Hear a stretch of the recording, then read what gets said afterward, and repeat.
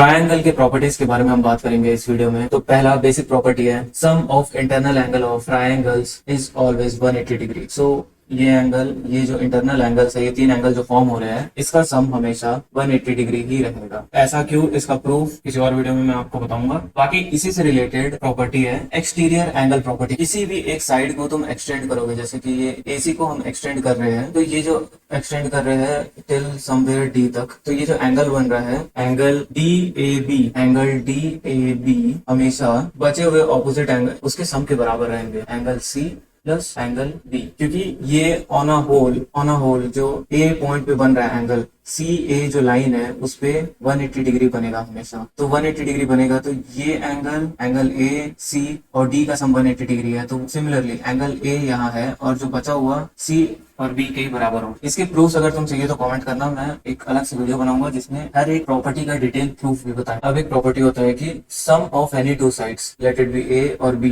का सम हमेशा ए और सी से बड़ा रहेगा, और in same way difference of any two sides will be less than the third side. जैसे ए और सी का डिफरेंस AC से छोटा रहेगा। अब आते हैं ट्रायंगल में जो सबसे बड़ा एंगल रहेगा, जो सबसे बड़ा एंगल इस केस में इधर, उसके ऑपोजिट वाला जो साइड रहेगा वो सबसे बड़ा रहेगा। ट्रायंगल के तीनों साइड्स में सबसे बड़ा साइड सबसे बड़े एंगल के ऑपोजिट ही रहेगा। इन सिमिलर वे जितना छोटा एंगल रहेगा उतना छोटा साइड रहेगा। तो एंगल के हिसाब से जितना एंगल बन रहा है उस हिसाब से उसका ऑपोजिट साइड डिसाइड होता है। सो लाइकवाइज जैसे आइसोसेलेस ट्रायंगल के बारे में तुम जान ही रहे हो, जिसके दो साइड सेम रहते हैं, तो उसमें उसके उन दोनों साइड के ऑपोजिट दो एंगल्स भी सेम रहते, ठीक है, जितने भी हो। अगर 30 का रहा तो 30 दोनों रहेंगे। Area of triangle which is equal to half base into height. अब ये कैसा है फॉर दिस थिंग, इसका भी प्रूफ अगर तुम चाहो तो किसी और वीडियो में हम डिस्कस कर सकते हैं। बेसिकली बस ये जान लेना, कोई एक ट्रायंगल होगा, उसका हाइट तुम्हें दिया रहेगा h और बेस दिया रहेगा, तो तुम एरिया इससे फाइंड आउट कर सकते हो। और अगर हाइट नहीं दिया है तो हाइट निकालना पड़ेगा, वो उसके बारे में भी किसी और वीडियो में बात करेंगे। लेकिन एक और मेथड है जिसमें हाइट की तुम्हें जरूरत नहीं पड़ती, उसके बारे में कुछ देर में मैं डिस्कस करूँ। Perimeter of triangle will be equal to तीनों साइड के सम के बराबर,